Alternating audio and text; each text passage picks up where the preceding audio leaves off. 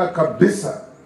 Kwa hivyo wale wanasiasa, na nawaomba wote wanasiasa Kenya hii, we must do everything humanly possible to unite our people, to reduce ethnic tensions, to reduce negative ethnic identity, kwa sababu katiba yetu inasema Mkenya yeyote ana haki ya kukaa na kumiliki mali popote katika nchi yetu.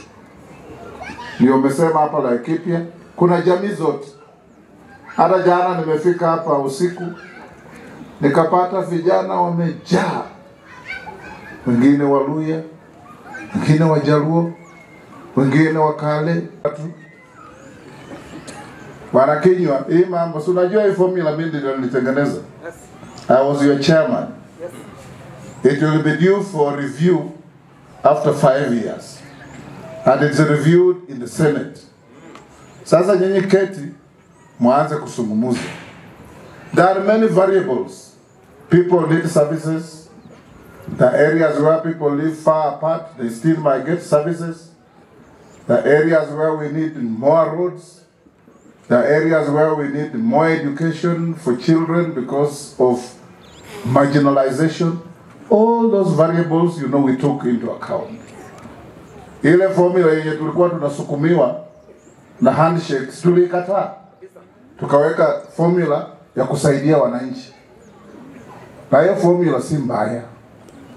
I agree that money must serve people. Kule kuna watu wengi, kama ni education, kama ni health, inahitajika pesa iongezeke. Lakini haitakuwa jambo la maana kusema kwa sababu regioni yetu tuko wengi tufurute tunyang'anye wale hawana, kwa sababu ndugu zangu lazima tuambiane ukweli. There are some places like Wajir, they saw the tarmac road for the first time when devolution came. Walikuwa wajaona the first time mama alizalishwa na cesarean birth in Mandera was after devolution. Na wao pia ni Wakenya. Na watu wetu wako huko wanafanya kazi. Zile kwari zilikuwa na shida, wale watu walipata shida, si walikuwa wanatoka mlima. We don't want anybody to be looked at because of where they come from. Na Kimani Ichu, huyo Kimani ni rafiki yangu. Yeye ndiye kiongozi wa majority.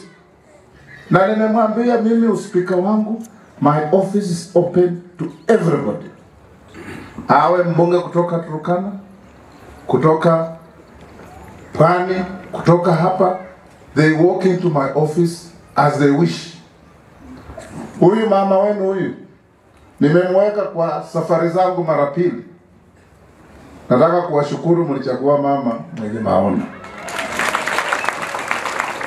Na mimi nikienda nje nakutana na marais wa nchi zingine, anakaa hapo akichangia, unaona wewe msichana pia ako na kitu kwa kichwa. Na washukuru sana, muendelee kumshikilia. Na mambo mengine